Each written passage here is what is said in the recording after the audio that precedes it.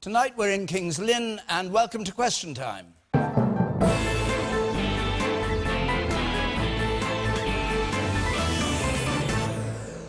Here tonight, the Conservative MP and Brexit campaigner who resigned from Theresa May's cabinet last year after a series of top-level meetings in Israel that weren't authorised by Number 10, Priti Patel.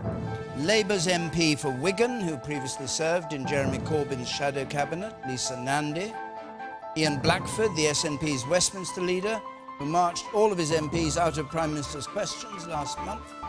The columnist for The Times and The Spectator, Matthew Parris, and one of only 2 women in the country to run a football club, the CEO of Mansfield Town, Karen Radford.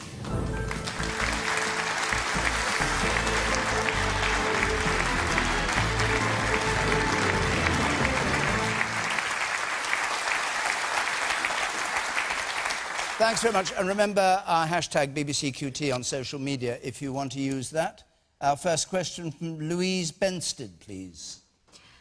Are we heading for a Brexit deal that works for the country or one that works for the Conservative Party?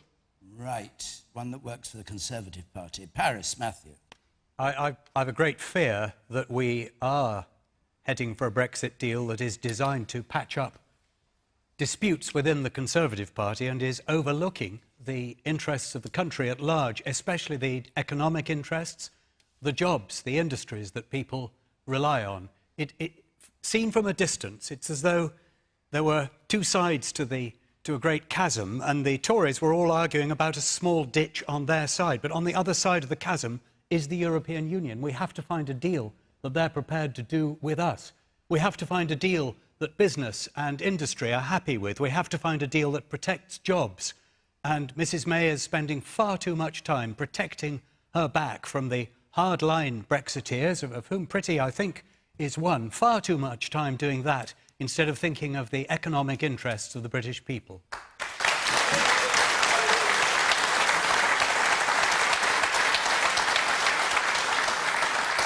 So, Priti Patel, it's just a business of getting something that the Conservative Party can live with, is that right? I don't think so at all, no. I absolutely believe what the Prime Minister is seeking to achieve, and I heard her say it yesterday as well. She's very clear about the Brexit deal that she wants to achieve. She said it in Parliament again yesterday. We're very clear about free movement, ending free movement, leaving the customs union, the single market, effectively taking back control. And let's not forget, that was a platform that the party and she was elected on last year. Now, I don't think it's a case of do we disagree or agree on any aspect of that. That is Conservative Party policy, that is government policy, and she's been abundantly clear about getting on and out there and dealing with that and delivering that for our country. The reality is quite frankly, I think we've been very open during the negotiations, and this isn't just about being a hard Brexiteer, Matthew. I think, the fact of the matter is, during the discussions that have taken place with the European Union, we've just had an extraordinary time over the last 2 years where we're just sort of fed this daily diet of doom and gloom and pessimism, while at the same time, the European Commission and their representatives are quite frankly being quite disparaging about our country, trying to bully the government over this deal. And I think right now they need to calm down the rhetoric, stop thinking about themselves, and absolutely work with the British government to deliver a good deal on Brexit. I think you need to calm down the rhetoric. I think you need to calm down the rhetoric. This is fighting talk, Priti, but in the end, there's going to have to be give and take. There'll have to be give and take within the Conservative Party, and there'll have to be give and take with the European Union, and you have to accept that. I think, Matthew, there's a point here is that, what I have effectively outlined, that is obviously a Conservative Party position, the government's position, and of course this is a negotiation. I've been out over the last few years making that very point. This is a negotiation, but let's not forget the Commission themselves have been unreasonable. We've been very open over the last 2 years. I think we've been very open and very transparent in our offer to the Commission, to the European Union. We put things on the table. Well, on money, for example, on European citizens, the fact that obviously we want the right kind of free trade deal as well. And of course, that is about Lisa Nandy. What do you say to that? Business. That is about the economics, and of course jobs in this country as well. Let's have everybody have a fair share. Lisa Nandy. I mean, the tragedy of all this for me is that 2 years on from a referendum, which should have been a huge wake-up call to the British public and to politics about the frustration out there in large sections of the country, not just in constituencies like mine that voted overwhelmingly to leave, but also amongst Remain voters as well. We're absolutely nowhere. We haven't begun to address the causes that gave rise to Brexit, the frustration that people feel about the lack of power and control they have over the things that most matter in their lives. And we're nowhere in the negotiations. If this was a football analogy, which is quite apt this week, we're not even on the pitch and the match is nearly over, because the negotiations, the bullying and the threats are actually going on still 2 years later within the Cabinet. The negotiations with Brussels haven't really begun, and that is in no one's interest. We had a result that was 52-48. That means for all the shouting, the tantrums, the threats within the Cabinet, nobody won a clear mandate. The only clear mandate from this is to compromise. And that means that as we leave the European Union, we have to do so in a pragmatic way, and we have to tone down this disgraceful rhetoric that is dividing our country.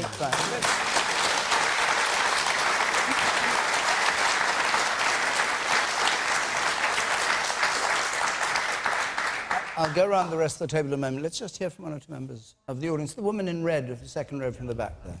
I'd like to say that I think it's just absolute arrogance on the part of Priti and Boris and Rees-Mogg. We had an election here. It was a very narrow victory for the Leavers. The EU is an enormous institution with huge power, and I look at it like it's a wedding reception that we have chosen not to go to, but we still want to dictate what music they're going to play at that wedding reception. If we're out, then how can we possibly dictate to such a huge number of people with such enormous money and power what they are going to do for us? Okay. We have chosen to leave. I didn't. But all right, we get the point. Carolyn Radford. I just think that we all need clarity now. I think things have been the infighting within the party. I think that what business wants and what the people of the UK want now is to have some form of clarity. The third way, the fourth way, let's not go down that route, and let's, you know, hopefully tomorrow at Chequers, things will be a bit more decisive. Do you have an idea yourself which way things should go? Were you a Brexiteer or a Remainer? I was a Brexiteer, but coming from a business side of things, we have a company in Europe that Brexit will actually cause problems if we don't have the proper trade routes. You, sir, in the red shirt here. Well, coming back to the issue of rhetoric, surely you negotiate with partners. All we hear from the Foreign Secretary, from the Brexit Secretary, even from the Chancellor of the Exchequer, is talking about our European partners as the enemy, as the opposition. Surely you negotiate successfully with partners. Not once have we heard our politicians talk about European politicians as partners. Yeah. Ian Blackford. What a shambles it is, isn't it? We're more than 2 years on from the referendum, and we still don't know what the Conservative government want to negotiate with Europe on. We've had the ridiculous situation that last weekend there was a European Council meeting. Our European partners waiting for the United Kingdom to tell them what we want. And the Prime Minister has called a cabinet meeting for tomorrow. It's too late. The Council of Europe meeting has passed. And I have to say, I'm very afraid. We've had the announcement this morning from Jaguar Land Rover about the threat there is to their business. Companies that have complex supply chains that don't know if we're going to be in a trading relationship with Europe in a number of months. What a failure of leadership, because that's exactly what it is. And that's why I believe, friends, that both Leavers and Remainers are very angry about the complete failure of leadership that we've had from the Conservative government. And when I put it in, let me put it this way to you, because there is a real threat that we're heading to a no-deal scenario. And the government's own figures suggest that on that basis, the impact on GDP in the United Kingdom would be as much as 8%. Mark Carney of the Bank of England tells us that families on average are already £900 a year worse off. We've already lost jobs. The European Banking Authority, the European Medicines Agency have already gone. This is the most ridiculous element of self-harm that we could possibly see. And any Prime Minister, any government, has a responsibility to look after its people, not to leave them with a future on the dole. The woman here on the left. Yeah. Pretty claims that Theresa May has been clear, but she hasn't. All she said is Brexit means Brexit. She doesn't know what she means. Had this been a trade union vote, 52 to 48 wouldn't have stood up to question. And in matter of fact, when Pretty says that our EU comrades are taking a hard line, the first thing we should have done is offered the right to remain to all our EU citizens that are working hard and contributing to our economy here, and we didn't. So we set the hardline tone. OK. Well, Pretty, you were you yourself were critical about the Prime Minister. You were asked whether it was a problem that the Prime Minister has avoided ever saying Brexit is a good idea, and you said, yes, there is something in that. I actually resent the negativity. Well, so you feel let down by the Prime Minister? I actually think the negativity is around the debate and the process. And, of course, we've had a lot of discussion over the last 2 years. The question was about the Prime Minister has avoided ever saying Brexit is a good idea. That's what you resented. She has since said that we're going to be positive about Brexit, and actually that's the context in which I made those remarks, that we should be much more positive. As a government, having campaigned on a manifesto during the general election last year to deliver Brexit under the premise, the position that Theresa May has put forward in particular, and actually talk about, you know, trade negotiations, trade deals, the economics, businesses, jobs, particularly up and down the country. And Ian, with all respect, we're not seeing the job losses that you're referring to. We're seeing new deals from businesses. We're seeing positive economic growth. Pretty, we've got the perhaps lowest in growth. Scotland, We've perhaps got the in Scotland you have. We have got the lowest growth in G7. We've fallen to the bottom of the growth league. We are seeing... And I think you have to listen to the businesses like Jaguar Land Rover, like BMW, that have made it very clear, Airbus that have talked about making investments elsewhere because of the risks in the UK economy, and it's the lack of clarity. And I have to say to Pretty that if you want that free trade deal with Europe, if you want to protect jobs, that means you have to stay in the single market and the customs union. It's the only way you're going to do it. Ian is talking such negative nonsense. It is ridiculous. We are leaving the EU. There's a meeting tomorrow in Cabinet. Things will be sorted. As Matthew said, some sort of compromise will have to ensue, and it will. You wait till tomorrow evening. It'll all be agreed. Now, let's not... It will be agreed. It will be agreed. The fact is, we are moving forward out of the EU, and that's a damn good thing for our country. And Pretty is talking a lot of sense. Matthew Parris.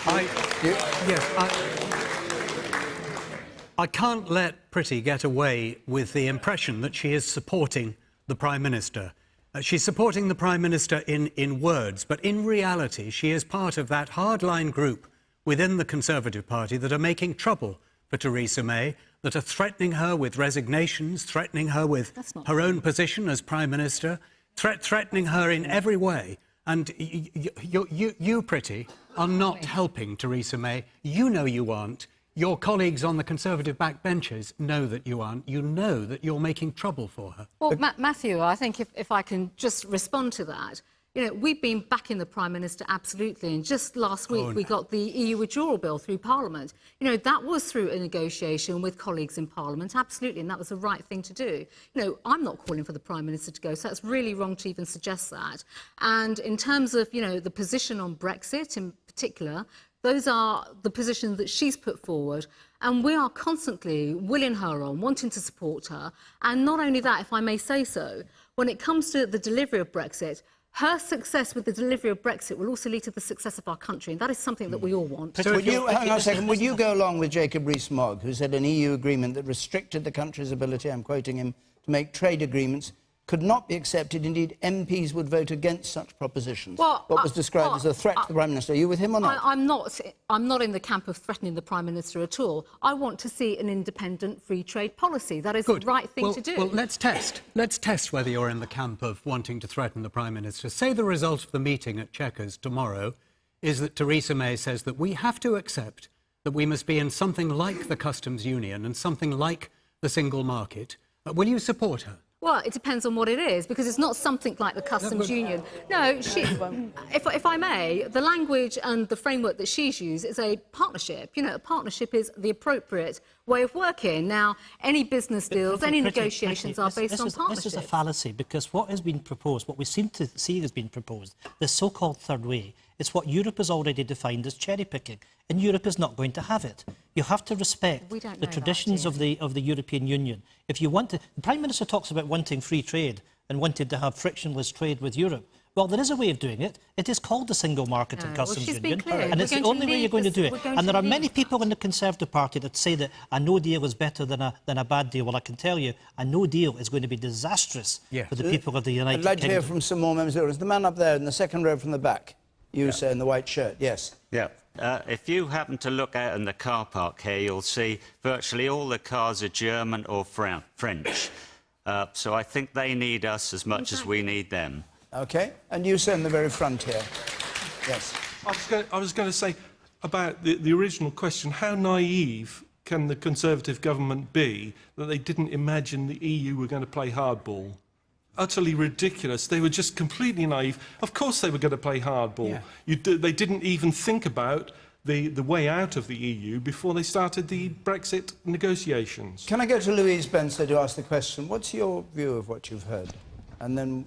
Well, I think we were dragged into this referendum because of the splits in the Conservative Party over this issue, and I feel like it's just they're making it up as they go along. I agree with what the gentleman just said there. There was really no thought about the Leave campaign winning, and they didn't really know what we were going to do. And I feel now that the Prime Minister is being bullied, and I'd like to be positive about Brexit, but it just doesn't feel like I can be at the moment. Let me take a question, Mr. Chowdhury, please, if I may, just on the same issue, and then we yes. Okay. In view of the growing number of companies, and now Jaguar Land Rover, predicting dire consequences of a bad Brexit deal, shouldn't the people have a final vote on the deal? So whatever comes out of it, you want a final vote? Yes.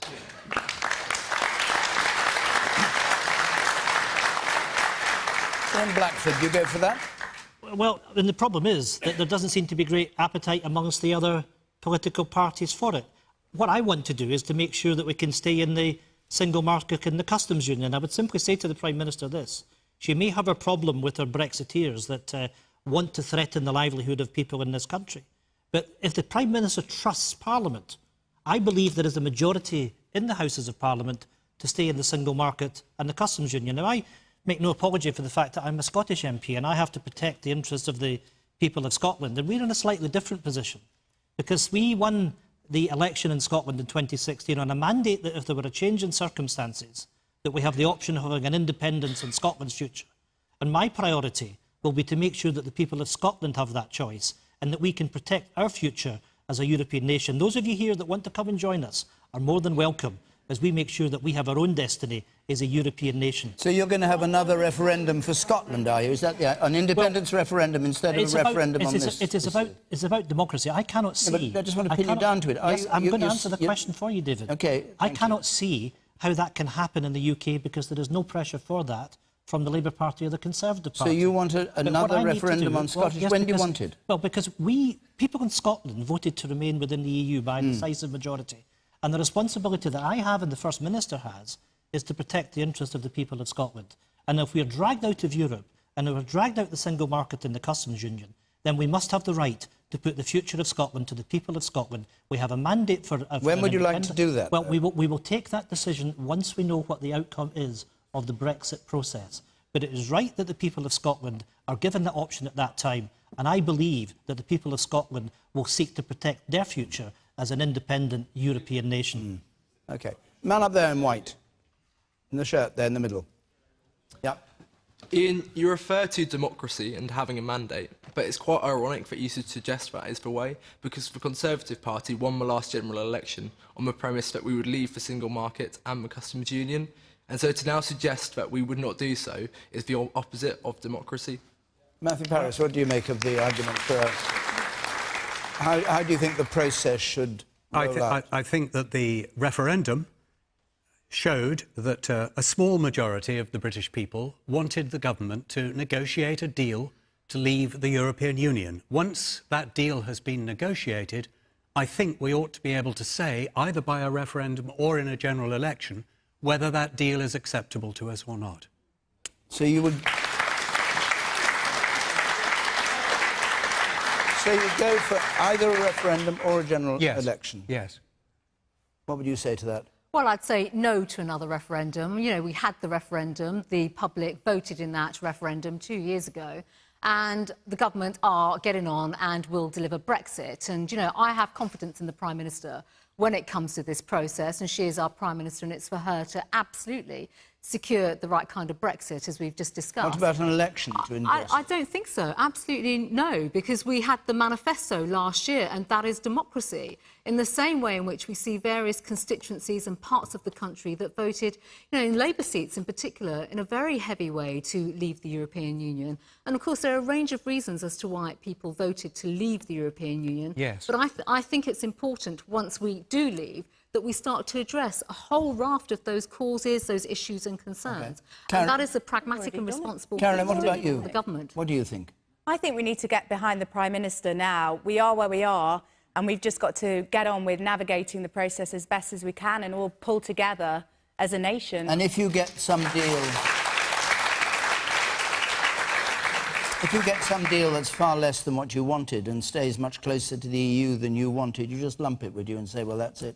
I think there's going to be great debate on both sides, and I'd hope that the Conservative Party do navigate us on the right position and path. Lisa Nandy, what would Labour do? You've heard Matthew Parris saying there should be some final judgment on this deal. Are you in favour of some final judgment? I think it's right that Parliament has a vote on the deal with the option to instruct Theresa May to go back and renegotiate if we don't like it. But the trouble is this, that the clock is ticking.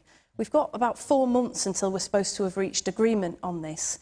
We don't actually know what we would be voting on. We haven't got a clue, and we're 2 years on from the referendum. And the trouble for me is that I think we're in danger of replicating the mistakes that we made the first time around. We had an in-out referendum, and we spent 2 years then arguing as a nation about what that result actually meant. And there isn't clarity, actually, about a second referendum, about whether we would be asking people to vote for a final deal or to reject Brexit altogether, or to vote for a final deal and then to send Theresa May back to the negotiating table. And the question started with the warnings by business, which I've also heard privately from businesses in my constituency. I don't think there's any understanding in politics at the moment about the urgency of this situation. What businesses are saying to us is not that they couldn't live with some compromise. What they're saying is they can't live with the lack of clarity. And the longer that we delay, the more likely it is that those investment decisions go elsewhere. And that's people's jobs and their lives, and it is unacceptable. You say.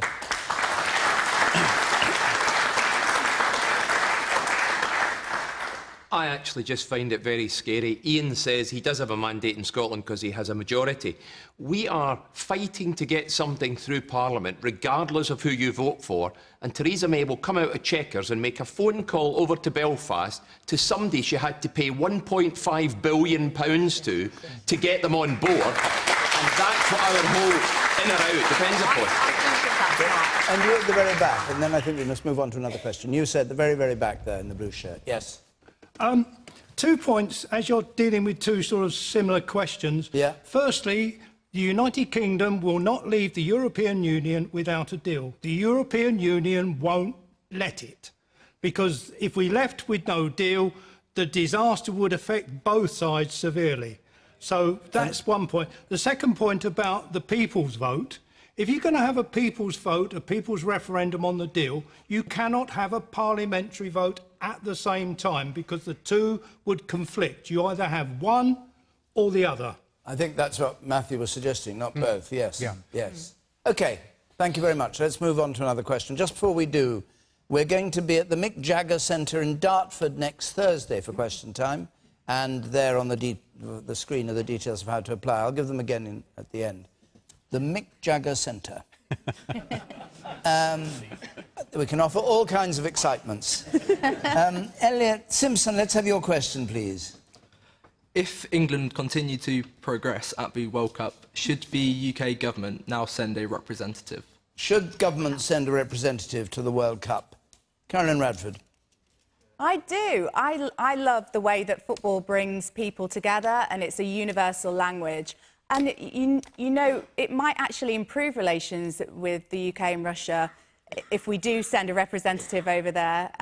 Obviously, it's a little bit of a a tentative subject at the moment. But, you know, I definitely believe that we should send, and, you know, maybe the Prime Minister, if we do progress to the final, should be in attendance. And the Skripal affair and the two further... Yeah. I mean, we don't know, I don't know the ins and outs of the facts of what's happened. Would you like to see them go? Ian Backford, would you? Yeah. No, definitely not. We have to reflect on what happened in Salisbury. The fact that people have had their lives threatened on the streets of the United Kingdom is completely unacceptable, and we need to send a very clear message to the regime in Moscow that we're going to stand firmly against the kind of state-sponsored terrorism that we've seen. It's not acceptable. And I'm glad that there has been largely a cross-party consensus on that issue. Now, I can understand why people would be torn about wanting to go to the World Cup. It's a fantastic theatre of football that was seen over the course of the last 2 weeks, and I'm glad to see that people in England are enjoying the spectacle, that they've enjoyed getting through to the later stages, and I wish you all the best, by the way. Except those English MPs who weren't able to watch it because you forced votes in the House of Commons. Well, hang on. To stop them going to see the television. Hang on, David. Except them. Hang on. That's actually not strictly correct. Perhaps let me just say to the audience what happened. 5 votes, actually. But what happened was that the government scheduled business for Tuesday. It was important business. It was about us voting on the estimates. It was about government spending. So the guilty party were the government that laid the business down for Tuesday evening, because that was our only opportunity to say to the government that we don't accept what you're doing with austerity. We reject the fact that the people of Scotland and the United Kingdom have suffered austerity since 2010. Can I read you what one of your SNP members said? Just to interrupt you a moment. That was our You have an opportunity. MP called Peter Grant who tweeted, "Thanks to impeccable timing of votes by the SNP, at the very moment England scored Tory whips, you have no idea how much influence we really have." Was he just making... Well, look, the simple fact of the matter is that we were doing our job as a parliamentary party to stand up against Tory austerity, and it's regrettable that the Conservative whips and the Conservative government scheduled that business for a Tuesday night. They're responsible for that. Let's come back to the World Cup. I would far rather have enjoyed the World Cup on Tuesday evening. Come back to the World Cup. Matthew Parris. Yeah, that's the SNP view. It's always somebody else's fault, isn't it? Oh. Yes. Well, we're not responsible for parliamentary business. I wish we were. The people of Great Britain are completely uninterested. Do not give a toss whether ministers go to Russia for the finals or don't. The only person who cares is our ministers themselves. It would be ridiculous for Theresa May, having said that ministers will not go to Russia, suddenly to go or to send ministers just because we're doing well in the World Cup. She made a fool of herself, cavilling, currying favour with Donald Trump. I don't think she should repeat that mistake with Mr. Putin.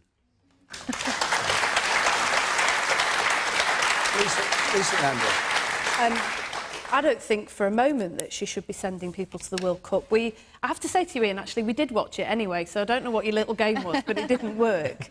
And everyone in this country is behind... Well, actually, Lisa, if you'd voted with us, we would have defeated the government on the last 2 votes. And it's regrettable that, once again, Labour sat on their hands when we could have defeated the government on austerity. Anyway, if I could get back to the football... everyone in this country is behind the England team. It's shaping up to be the most brilliant World Cup that I can remember. Had great fun explaining to my little boy that we never win matches on penalties and then being proven catastrophically wrong, which was great. But of course we shouldn't be sending officials and dignitaries to pay tribute to Putin, because he would be the great winner from that. We should be showing solidarity with anyone who believes in free and fair elections around the world, with the LGBT community around the world, with children in Syria, with the people of the Crimea, and we should not play his propaganda game. Yeah. All right, you, sir, in the 1, 2, 3, 4th row there. I'm not a particularly big football fan, but in general, if I'm working and there's a sporting event that I want to watch, then that's tough for me that I can't watch that at that time. The fact that there was a vote whilst their MPs wanted to watch football is ultimately irrelevant. It is their job to vote on things. OK. Priti Patel. Well, the answer is no. Minister should not be going to Russia at all. And, you know, I think the nation is united in cheering our team on because they've been phenomenal during this World Cup. And you know, Gareth Southgate has been an incredible manager as well, I think, in terms of the way in which he's led his team too. So, you know, we wish them the best, we really do, and we'll continue to cheer for them. But I think, as Lisa has said, you know, in light of Russia, what Russia has been doing, its malign influence, on our own doorstep as well, there are 2 people in hospital right now because of another outbreak in terms of spreading Novichok. You know, these malign forces are absolutely shocking, and the British government has been very clear about standing up to Russia, but also with our international partners when it comes to Syria. The use of chemical weapons is absolutely appalling, so we must absolutely continue to hold firm on this whole thing. The woman there in the back. Just as a Scotsman, a Scots person living in England, it could be seen as sour grapes on the SNP's part to put their parts on when it comes to Scotland not being anywhere near the World Cup. No, I never have Hang on, Ian. I'll let you answer. Will you be brief, will you? Very brief. We wanted to signal to the Conservative government that they've done something really important, and that is that they've taken back powers from the Scottish Parliament, and they pushed through votes from that 2 weeks earlier with no debate. And people in Scotland are rightly angry. And we've said to the UK government, don't expect business from usual for us. And what we will do is we will hold the UK government to account, as people in Scotland would expect us to do. Thank you. And the gentleman there in the blue shirt. Yes, you, sir. I think, never mind ministers and officials, why were we so afraid to send our own supporters to Russia? Liverpool had a match against Spartak Moscow last year. I think it was in September. There was no trouble with fans.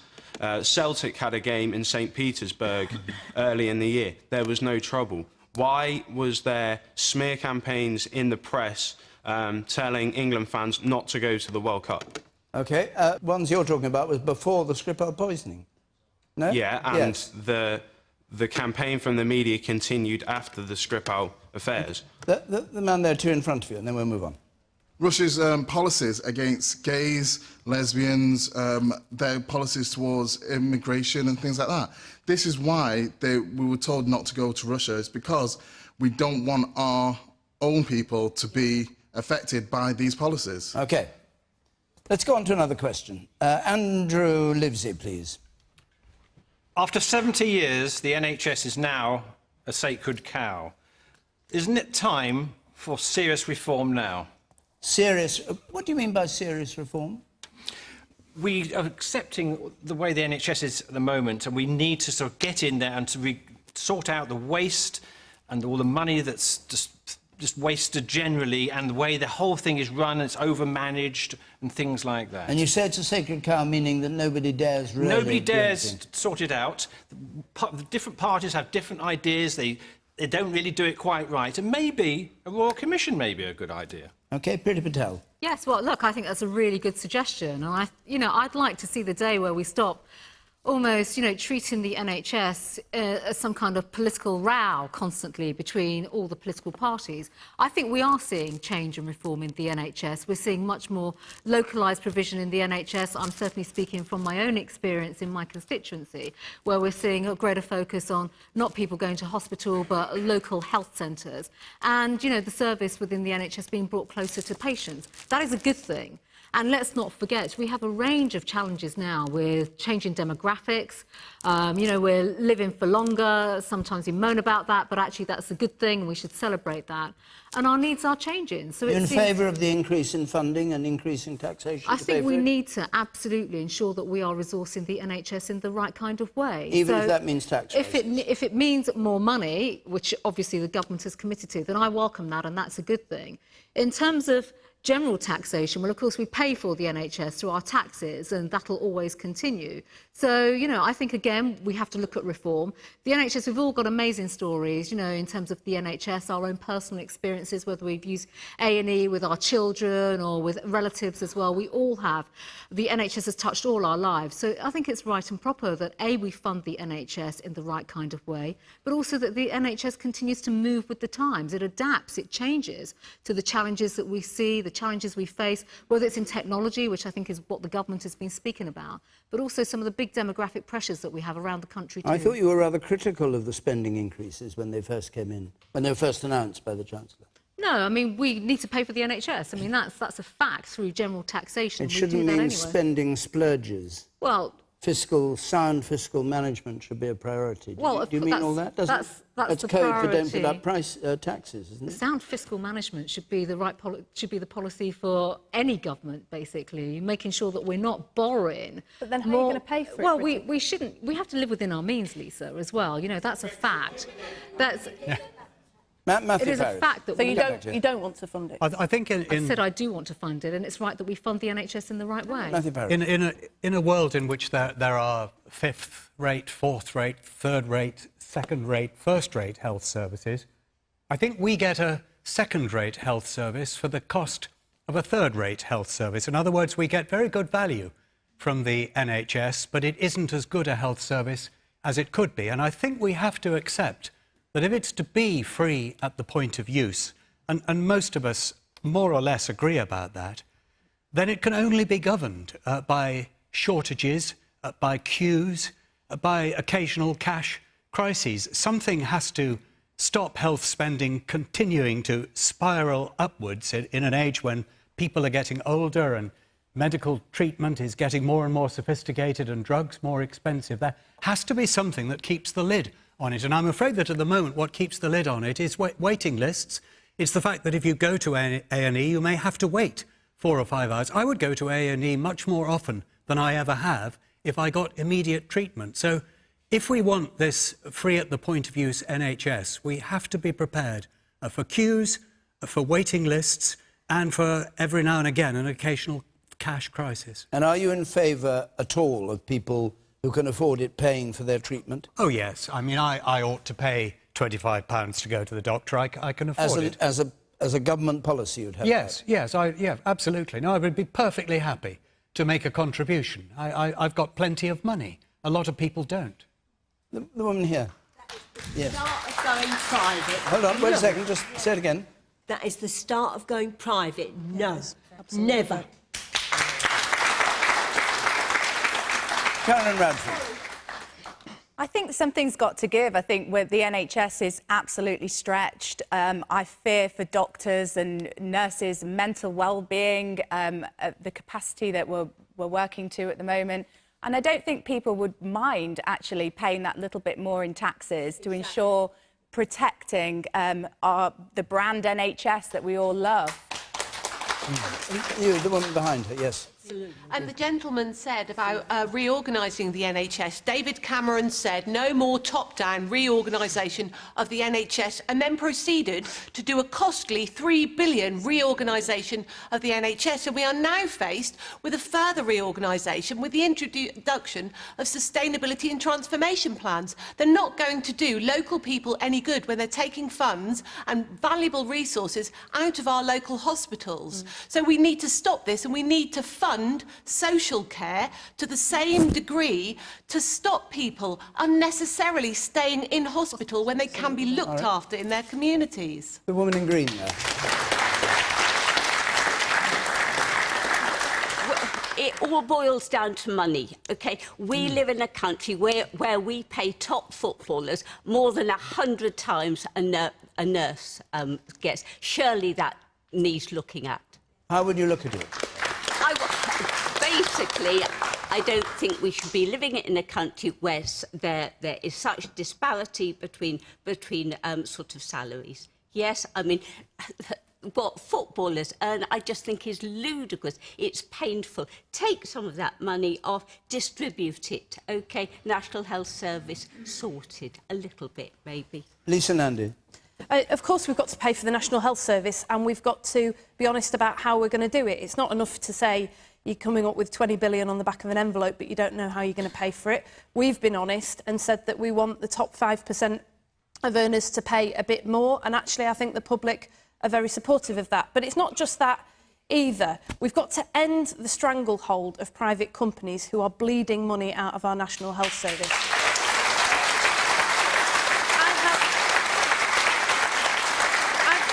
Can I just stop you a second? Can you just explain what you mean by bleeding money out of it? Because the National Health Service says they give contracts to people on the basis of the cheapest deal, the best deal for the NHS. Well, I'll tell you how this works. So I've just come from Wigan, where I live, where I've been standing with staff on the picket line, cleaners, porters, caterers, who are out on strike at the moment because they're being forced into a private company out of the NHS, which they're proud for work for, and creating a two-tier workforce in our NHS, which will be bad for them and bad for patients. Why is it happening? Because those private companies get tax breaks when they compete for contracts that the NHS can't access. That puts private companies at an advantage and our public sector at a disadvantage. We've got to end this madness. It's bad for all of us. And finally, I would just say this. You cannot save the NHS if you don't take seriously what's happening in social care at the moment. Local authorities are on their knees after 8 years of cuts. They're bringing in less money in council tax at the moment than they're spending out just in vulnerable adult and children care alone. We can't go on like this. Every time I go to my local hospital, I see older people who've been admitted to hospital simply because they don't have the care that they need at home. And too often, those older people die in hospital instead of going home to their loved ones. We've got to fund social care. Andrew Nibs's point was about serious reform. Does that answer your point or not? No, it doesn't. I think we really got... You hear the two parties talking. We must have a Royal Commission. How do we set this up? What does Parliament have to do to set up a Royal Commission? How do we do it? I don't know. How do we do it? You've got to get government to want to engage. So I'd just say this, that it's a bit rich for pretty to say we need cross-party working, because the truth is that all of the political parties in Parliament have been trying, including backbench Tory MPs, have been trying to get a cross-party commission to be taken seriously on mental health for a really long time, and they are stalled constantly by the lack of action from this government. So you've got to get government to respond, otherwise it's never going to work. Let's have a Royal Commission. Ian Blackford, I'll come to you. Well, you know, I think what we should be doing is celebrating the birthday, 70 years old, the National Health Service, something we've all benefited from. It has been a marvellous achievement for all of us. Why are we celebrating the 70th birthday? I mean, 50th birthday, 60th birthday, well, every 10 years we celebrate? No, it's an important milestone, and if I may say so, actually, the why legacy... Is it, I don't understand why it's a milestone. I'm sorry to be because what it's done over such a long period of time is looked after our needs from cradle to grave. I know all that, but why suddenly... Is this a political gesture that's celebrating it's not. I think everybody should be celebrating the fact that the health service has endured so long, and it's something... Did we celebrate the 60th?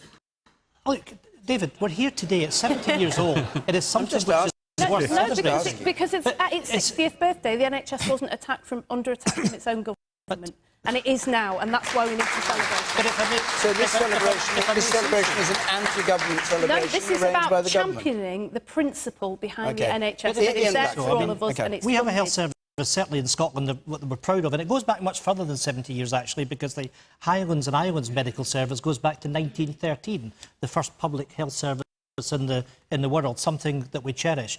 But we've got a duty of care to the health service to make sure we look after it. And actually, in Scotland, we are well down the road of integrating social care and health in Scotland. And by the way, in our budget, we did increase taxes for those earning more than £33,000 a year. And one of the reasons that we did it is because we want to make sure that our healthcare workers get a decent pay increase. And that's exactly what we've done. Let's make sure we invest in healthcare. Let's make sure it can deliver for the people, whether it's here or elsewhere in the United Kingdom. That should be the top priority of every politician. And the woman there, behind the man in red, now come to you, Matthew, yes. Should we not, as users of the National Health Service, take responsibility for some of the situation that it finds itself in today? People who misuse and abuse A&E, people who misuse and abuse general practitioners, who don't turn up for appointments, who go to the hospital when there is absolutely no need for them to go. Surely that is what should be happening if we're going to celebrate a 70th birthday, is to take it back to, this is your health service, please take responsibility for it and look after it. Caroline Radford, do you agree with that? I do, absolutely. I think, and there's been big. I make sure that I go to the chemist and I get advice from there if my child falls over and hurts themselves. You know, I think we have to have a lot more respect for when we actually need to go and seek medical attention. Obviously, when we do need to, it's there for us. But maybe that would help reduce, you know, waiting times in hospitals if you don't have the people using the service and abusing it. But both Lisa and Andy and the lady over there said that we must pay more for social care, and I'm sure we must. But this is not going to be a popular suggestion. The Conservative Party did come up with a plan for paying for social care at the last election. Then, when they saw how unpopular it was, they panicked and abandoned it. And they didn't consult on it, Matthew. They didn't have a conversation with the people across Parliament. I'm just going to tell you what the plan is. You can say whether you agree with it or not. The plan was that where elderly people have very substantial savings or capital assets, down to a certain threshold, that should be used to fund their social care until that threshold is reached. And the reason that was so unpopular is not because it would hurt old people. It wouldn't hurt them at all. It's because their sons and daughters are not going to inherit as much as they did before. There you are. You hear the boos from the audience. There was a plan for funding social care, and you don't like it. But why was it landed on even her own MPs without any notice? Hang on, Priti Patel. Did you approve of the plan that was in the Conservative manifesto? Well, like most things with the manifesto, we heard about it after it was published. So, you know, there was no consultation. When you read it, did you approve it or not? No, because it was basically a proposal, and I think it said very clearly at the time that there'd be further work that would come out in terms of it was a concept, it was an idea that's being floated. Well, what would you have said if there was a consultation? Well, if you'd been consulted, I'm consulting you now. But I think, Matthew, it's important to be part of that discussion and to look at a range of options as well. I think that's right. I think that's right and proper. But there are 2 points here. Had you not seen it at all? No, I hadn't, no. So you've got the Tory manifesto that you were fighting an election It wouldn't have been my, you know, it wasn't my department, so I was not involved in any aspect of that at all. No, I was not involved or consulted in that, and I gather many other people were not at the time. Is that odd? I thought it was odd, of course, exactly. And many of us said that at the time. Is that why you lost or didn't win the election? The glorious. Well, I mean, look, we can all rewrite history, can't we? In terms of the election. Did Mr. Hunt know? You'll have to ask Jeremy. I think Jeremy, in fact, to his credit, the Secretary of State at the time, you know, Jeremy Hunt, was out talking about the policy. So obviously he had been involved in that policy. Somebody was waving no, not you, sir, but a woman at the very back. I will come to you in a moment, but the woman at the very back there, yes. It goes without saying that, of course, everybody should use the NHS responsibly, but let's not forget how we got into this situation. It wasn't because people were missing appointments. Under the last Labour government, and I'm very critical of lots of things the Labour government did, we had the longest sustained period of investment in the NHS since it was founded, and by the end of that period we had the highest satisfaction levels since it was founded. Yeah. It's because of the ideologically led assault by her government that is trying to dismantle the NHS. Do not pass the vote.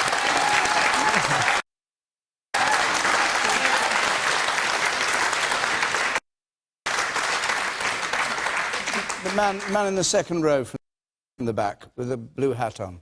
Bring it down to a human level.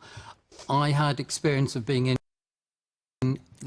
our own wonderful Queen Elizabeth Hospital in King's Lynn last year for 8 days. The actual treatment I got there was excellent, and they're worth every penny the medical staff are paid. OK. And you, sir, in the front there. No, the man there, yes. Surely the failure to integrate social care and health care budgets is economics of the Mad House. It's crackers where we save small amounts of money providing care in the community and spend huge amounts keeping people bed blocking in hospitals. And you've got MPs on both sides of me here nodding with agreement with what you're saying. So why don't we get on with it and deal with it. We've done it in Scotland. Why haven't we done it in England? Because it's expensive. Why hasn't it been done in England? Well, you were nodding in agreement. Well, I do. I completely agree with that. But also with mental health provision as well. Lisa touched on that too. You know, if you go to A&E, I've been in A&E twice this year, and you know, it's really shocking to see the type of people that are coming in when they could be helped much closer to home and in the community. So I think this isn't just about the Department of Health. Going forward, this has to be a cross-government effort with other government departments. Well, of course it's expensive, but we need to look at ways in which we fund it. But you've got to be prepared to take as well. We've done it in Scotland, it works, and people are benefiting from it. But at the same time, we have to cheaper. look at how we can do this in Westminster, in the cross-government department. Cheaper to care for people in the community than it is in hospital. All right, let's stick. Very good hang on. examples as to where this is taking place. With the community, and let's stick with hard politics and take a question from Mary Sacri, please, affecting King's Lynn specifically, but applying to the country as a whole. Yes. Will the introduction of universal credit in King's Lynn fuel more demand of our food bank?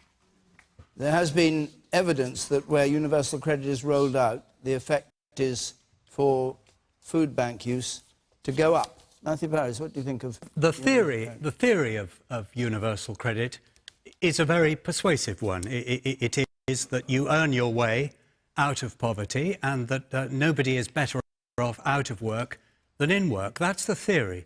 The practice is, I think it's the Treasury's fault. It has been starved of the resources it would have needed. It needed to be generous, at least in the introduction. The wait, was it 5 or 6 weeks before you get paid, seemed to me exceedingly hard-hearted. And I think if you're going to bring in a revolutionary new idea like universal credit, you really have to provide the funds, the sweeteners to make it work. And I don't think the Treasury has ever liked universal credit, and they're trying to kill it, and they may well succeed. Lisa Nandy, what do you think should have happened to Esther McVey, who was criticised in the House of Commons this week for distorting the effect of universal credit being rolled out? Well, we've had... She apologised for it. Do you think she should have gone? Of course, I think she should have gone. I mean, we've had universal credit actually in Wigan for 5 years because we were one of the Pathfinder areas that trialled it before. So for 5 years, we've been telling her department that there are problems, and then you have this National Audit Office report, which is signed off by her department, which says that 40% of people on universal credit are in financial difficulties, and the government should pause this and not put more people onto it until they know that it can work. And yet, what does she do? She comes to Parliament and she tells us that everything is great, that it just needs to be rolled out more quickly. Either she has no idea of the impact that her flagship policy is having on people across this country, or she deliberately misrepresented this to Parliament. And I'll say this to you, that I've had constituents in the last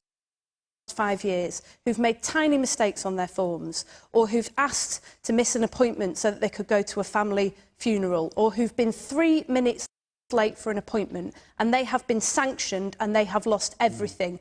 Esther McVey came to Parliament twice and misrepresented what was in that report. She's come and apologised, but she's still got her job, she's still got a ministerial salary, she's still got a ministerial car, she hasn't resigned, and Theresa May must sack her.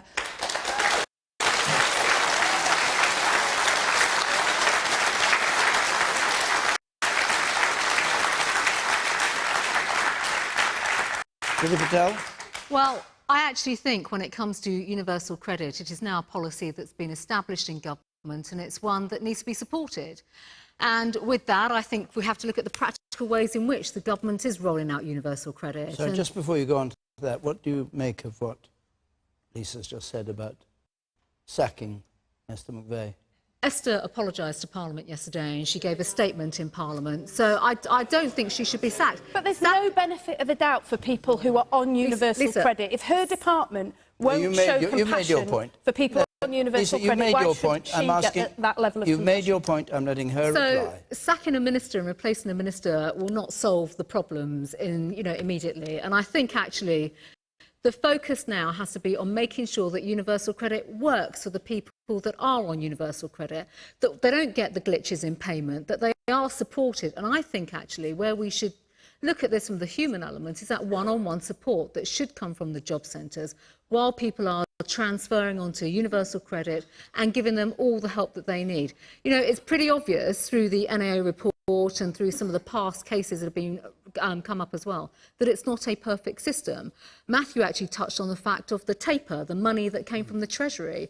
There were problems, there's no doubt about that. I remember at the time I was involved in DWP, I was a minister. In fact, my former Secretary of State resigned because of the rows with the Treasury, that we were not being funded enough. And that is part of the problem. So ensuring that the money is going into the system to support people is the priority. And I don't think changing the ministers at all will alter that. Mary Sacre, you asked this question. Is food bank use rising in King's Lynn? I think it is.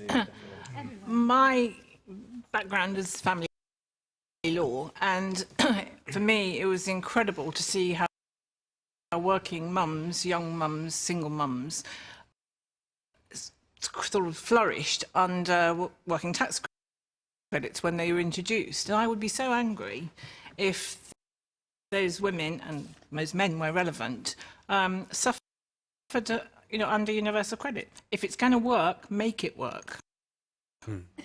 Carolyn Radford. Well, I'm obviously around Mansfield, which is an area of deprivation within the UK, and I would just hope that universal credit, although it's supposed to simplify a very complicated system, I'm worried about the alarm and distress that it's going to cause the people in my community.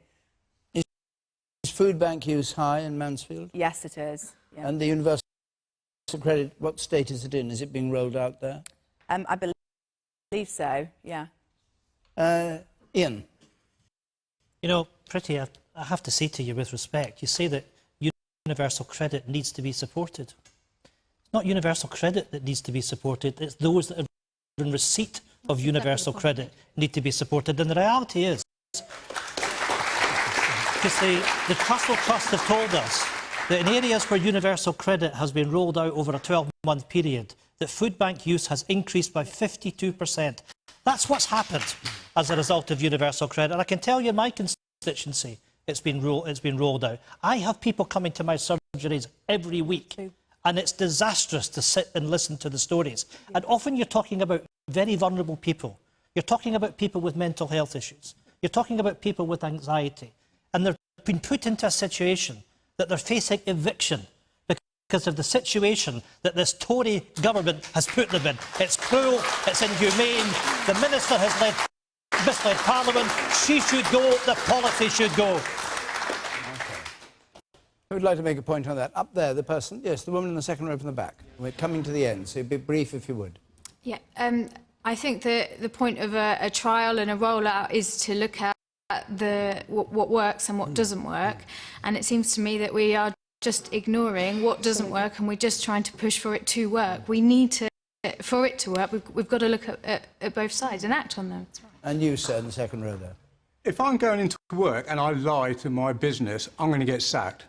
The only way that you MPs get sacked is if you go on holiday to Israel.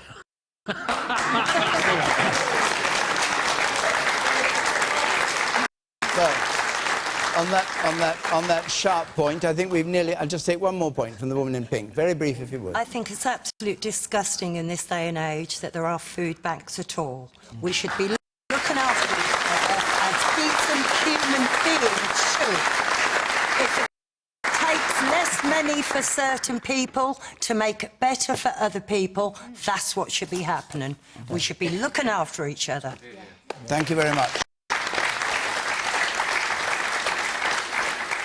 Our hour is up. Now, next Thursday, as I said halfway through the programme, we're going to be in Dartford.